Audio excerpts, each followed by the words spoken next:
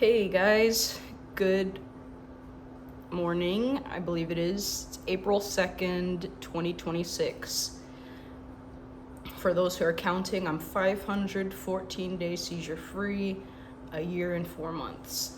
So, coming up on a year and a half seizure free. Very fortunate, every day to be having, some freedoms come back to me and feel relieved of, some of that lingering fear that comes with, having active seizures. But certainly still some attributes of my life, I won't go as far to say they're impeded, but I will say I'm vigilant, of certain feelings and obviously certain potentially triggering environments. So, I wouldn't book an early flight drunk, drinking a bunch of coffee, stressed out of my mind. Of course not, even though that's really the only way to travel. So that was just going to be like a 1-minute intro because, as mentioned, it's been some time since I've had a seizure. I obviously still go to a neurologist, and obviously I still take medication. I would love to get off of it. I don't know if that could ever be an option for me, and if so, when. I think it would probably be a matter of years. I did actually take I'm very lazy when it comes to doing medical stuff that's not super important. So I did actually get my blood work done because my neurologist really wanted me to know how much of my anti-epileptic drug is in my system when I just wake up in the morning without taking it, and it was pretty low. Not super low, but it was on the lower end. So I was like, just thought that was interesting. But today, this book is a little dirty. I'm not sure what that could be. Sister Outsider, Audre Lorde, Essays and Speeches. Read this on a plane, so you can see that there are, what's it called? The bookmarks are napkin marks and folds. So wherever those occur is where I'll be stopping. I might skip through and not necessarily do everything. I mean, I remember this book. I enjoyed it. But yeah, I will be kind of skipping through and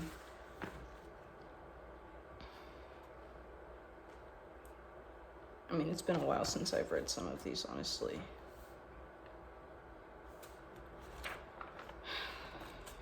Let me just kind of get myself. Some of these are, not even some of these, I will say these are pretty ripping. Cutting, what's the word you want to use? I like this. Okay, this is where I'm gonna start. This is the uses of anger, women responding to racism.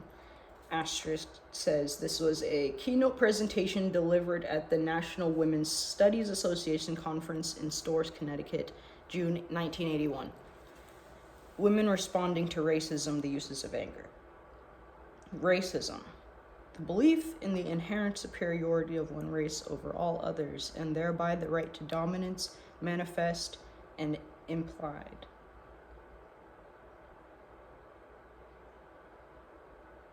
Okay. Women respond to racism. My response to racism is anger.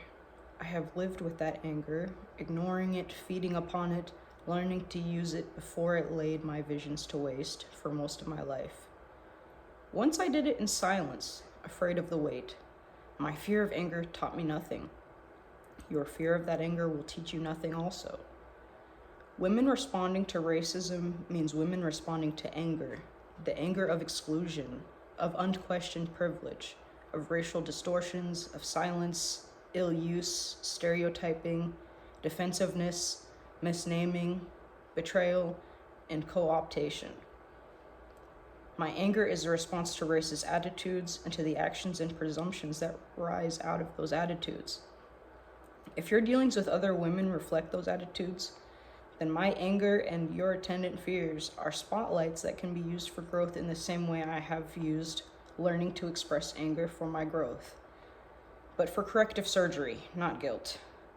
Guilt and defensiveness are bricks in a wall against which we all flounder. They serve none of our futures. Because I do not want this to become a theoretical discussion, I'm going to give a few examples of interchanges between women that illustrate these points. In the interest of time, I'm going to cut them short. I want you to know there were many more. For example, I speak out of direct and particular anger at an academic conference, and a woman says, "Tell me how you feel, but don't say it too harshly or I cannot hear you." But is it my manner that keeps her from hearing, or the threat of a message that her life may change? The Women's Studies program of a Southern university invites a Black woman to read following a week-long forum on Black and white women. "What has this week given to you?" I ask.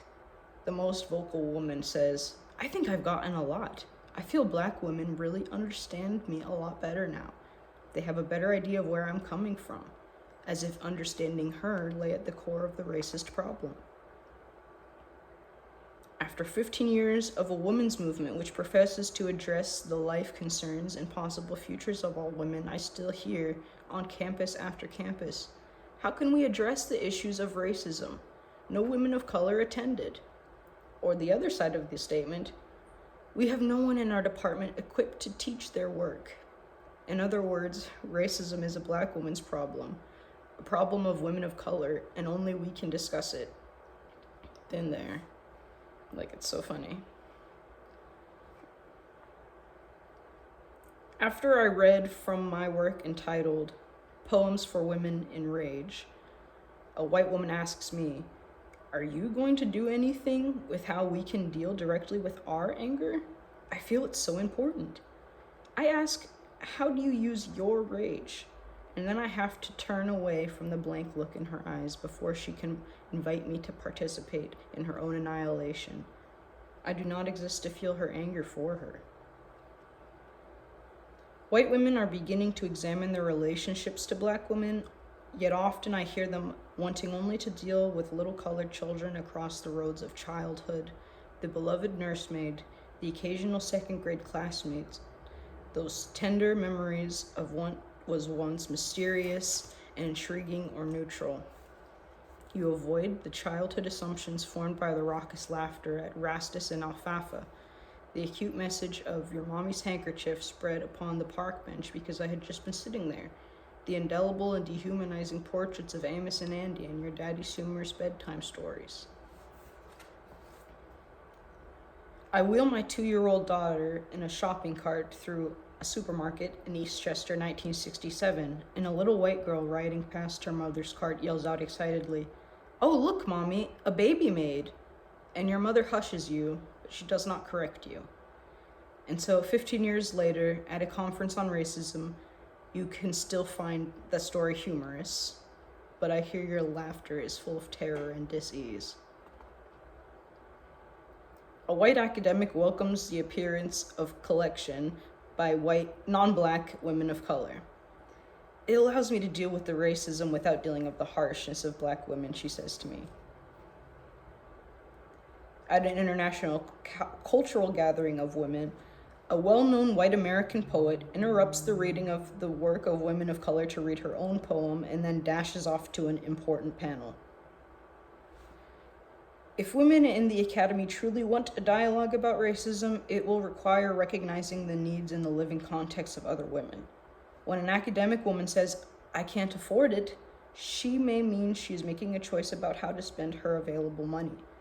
But when a woman on welfare says, "I can't afford it," she means she is surviving on an amount of money that was barely subsistence in 1972, and she often does not have enough to eat. Yet, the National Women's Studies Association here in 81 holds a conference in which it commits itself to responding to racism, yet refuses to waive the registration fee for poor women and the women of color who wish to present and conduct workshops.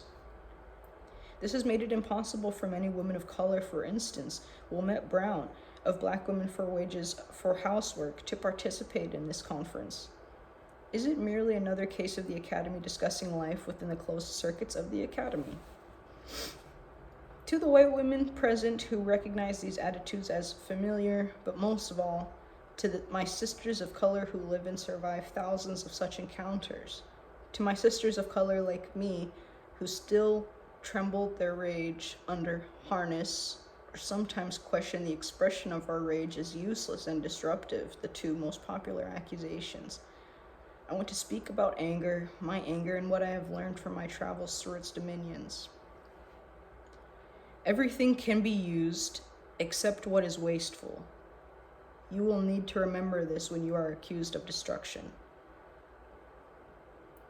Every woman has a well-stocked arsenal of anger potentially useful against those oppressions, personal and institutional, which brought that anger into being. Focused with precision, it can become a powerful source of energy serving progress and change. And when I speak of change, I do not mean a simple switch of positions or a temporary lessening of tensions, nor the ability to smile or feel good. I'm speaking of a basic and radical attention in those assumptions underlining basic and radical alteration in those assumptions underlining our lives. I have seen situations where white women hear a racist remark, resent what has been said, become filled with fury, and become silent because they are afraid. That unexpressed anger lies within them like an undetonated device, usually to be hurled at the first woman of color who talks about racism. That's what happens when you drink coffee with milk in it, but it's still good.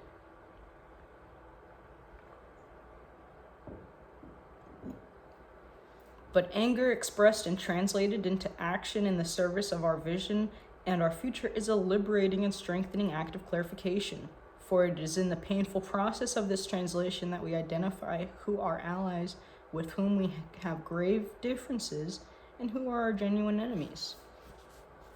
Anger is loaded with information and energy. When I speak of women of color, I do not only mean Black women.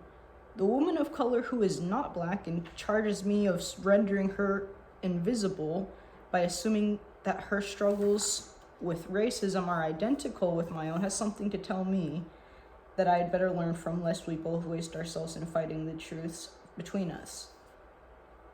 If I participate knowingly or otherwise in my sister's oppression and she calls me upon it, to answer her anger with only my own blankets of the substance, with only my own, it blankets the substance of our exchange with reaction. It wastes energy. And yes, it is very difficult to stand and to listen to another woman's voice delineate an agony that I do not share, or one that I have myself contributed. In this place, we speak, removed from the more blatant reminders of our embattlement as women. This need not blind us to the size and complexities of the forces mounting against us and all that is most human within our environment. We are not here as women examining racism in a political and social vacuum. We operate in the teeth of a system for which racism and sexism are primary, established, and necessarily props of profit.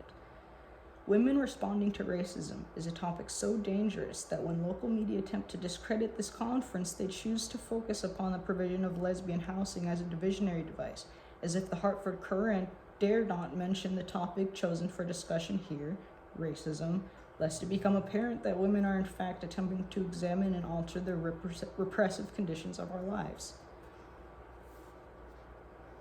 Mainstream communication does not want women, particularly white women, responding to racism. It wants racism to be accepted as an immutable given in the fabric of your existence, like the evening time or common cold. So we are working in a context of opposition and threat, the cause of which is certainly not the angers which lie between us, but rather the virulent hatred leveled against all people of color, lesbians, gay men, poor people, against all of us who are seeking to examine the particulars of our lives as we resist our oppressions, moving towards coalition and effective action.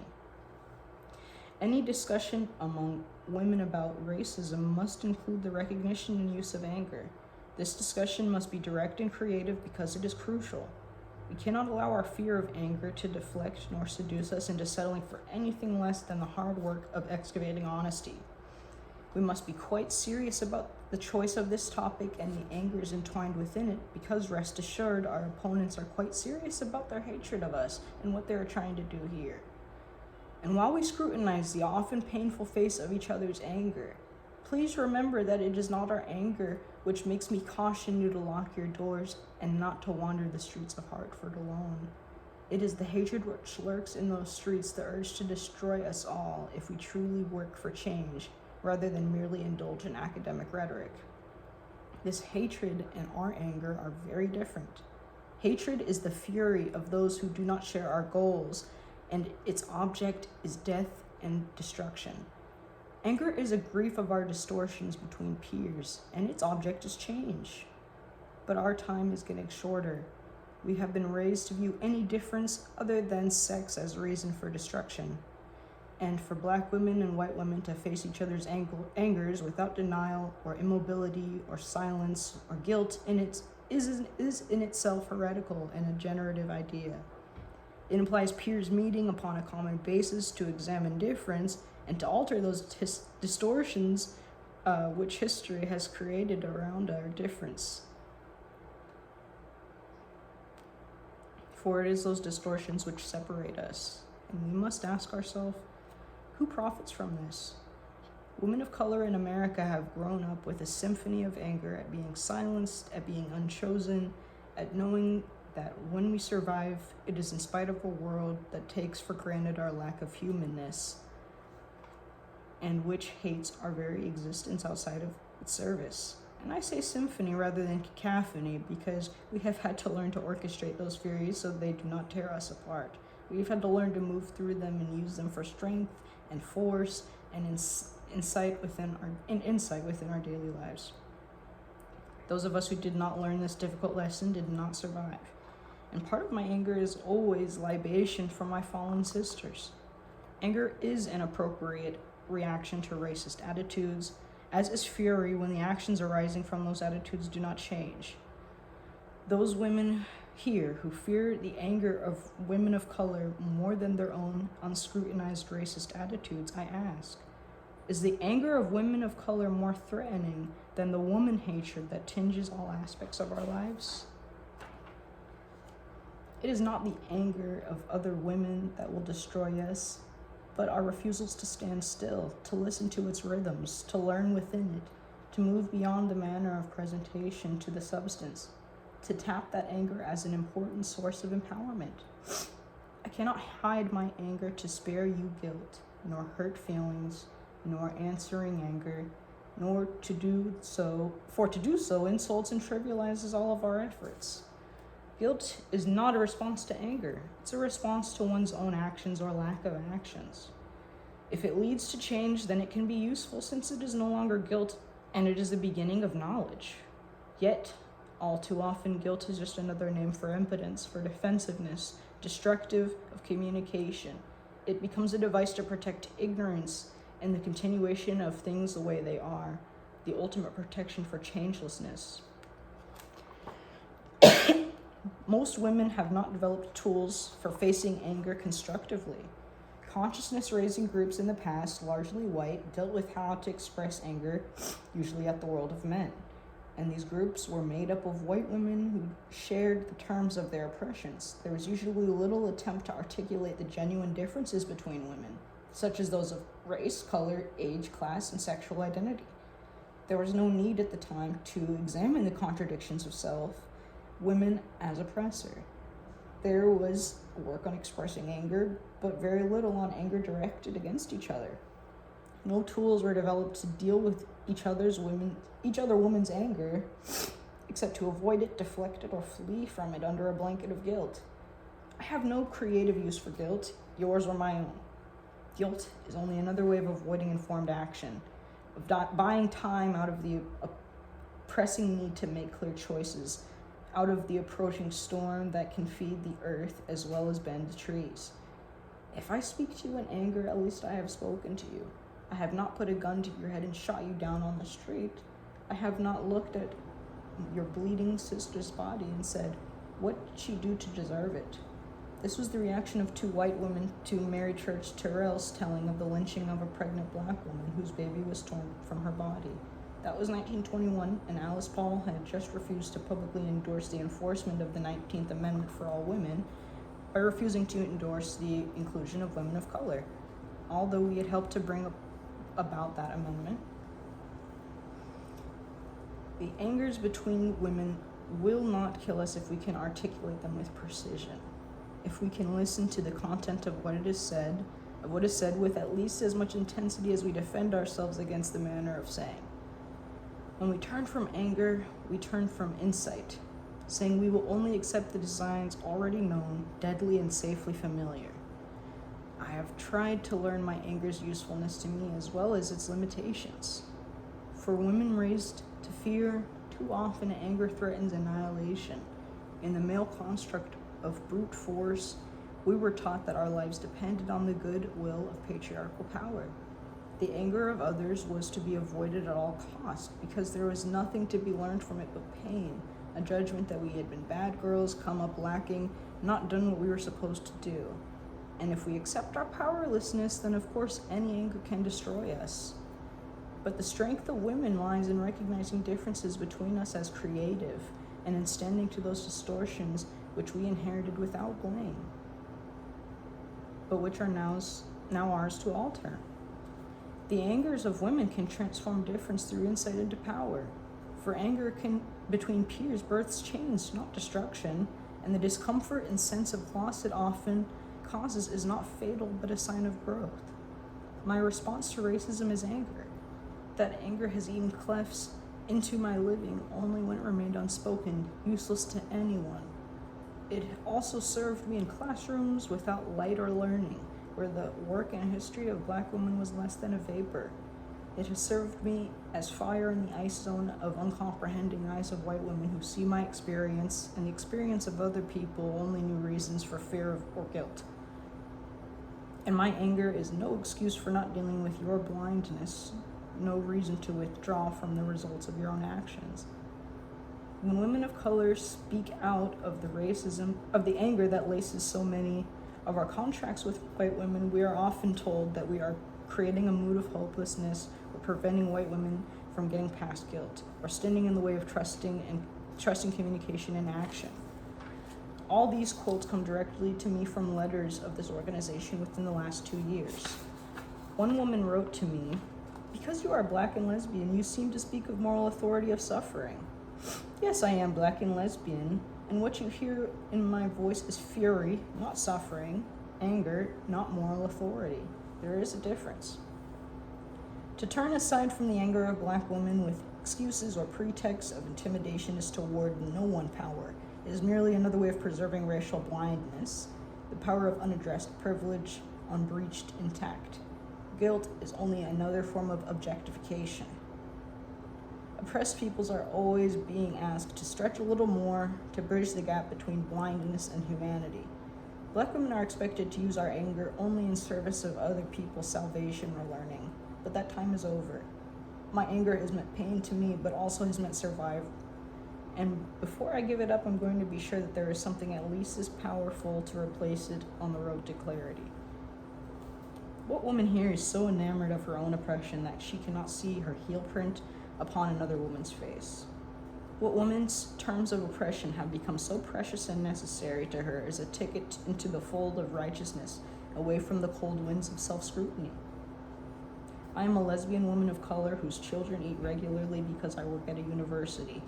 If their full bellies make me fail to recognize my commonality with a woman of colors whose children do not eat because she cannot find work, or has no children because her insides are rotted with home abortions and sterilization, if I fail to recognize the lesbian who chooses not to have children, the woman who remains closeted because her homophobic community is her only life support, the woman who chooses silence instead of another death, the woman who is terrified lest my anger trigger the explosion of hers, If I fail to recognize them as the faces of myself, then I am contributing not only to the oppressions of them, but not also to my own. And the anger which stands between us must then be used for clarity and mutual empowerment, not for evasion by guilt or further separation. I am not free while any other woman is unfree, even when her shackles are very different from my own. And I am not free as long as one person of color remains chained, nor is any one of you. I speak here as a woman of color who is not bent upon destruction, but upon survival. No woman is responsible for altering the psyche of her oppressor, even when that psyche is embodied in another woman. I have suckled the wolf's lip of anger and used it for illumination, laughter, protection, fire in places where there was no light, no food, no sisters, no quarter. We are not goddesses or matriarchs or edifices of divine forgiveness. We are not fiery fingers of judgment or instruments of flagellation. We are women forced back always upon women's power. We have learned to use our anger. We have learned to use our anger as we have learned to use the dead flesh of animals, bruised and battered and changing. We have survived and grown, and in Angela Wilson's words, we are moving on, with or without uncolored children. Women, I can't read, I'm sorry guys. We use whatever strength we have fought for, including anger, to help define and fashion a world where all our sisters can grow, where our children can love, where the power of untouching and meeting another woman's difference and wonder will eventually transcend the need for destruction. For it is not the anger of black women which is dripping down this globe like a diseased liquid. It is not my anger that launches missiles or spends $60,000 a second on missiles and launches rockets and sends $60,000 a second on missiles and other agents of war and death, slaughters and children in cities, stockpiles nerve gas and chemical bombs, sodomizes our daughters and earth.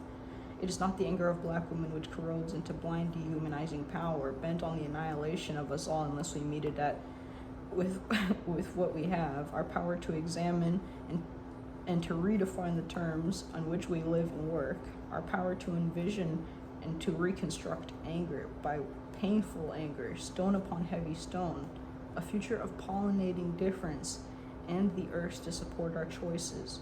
We welcome all women who can meet us face to face beyond objectification and beyond guilt. Thanks for listening.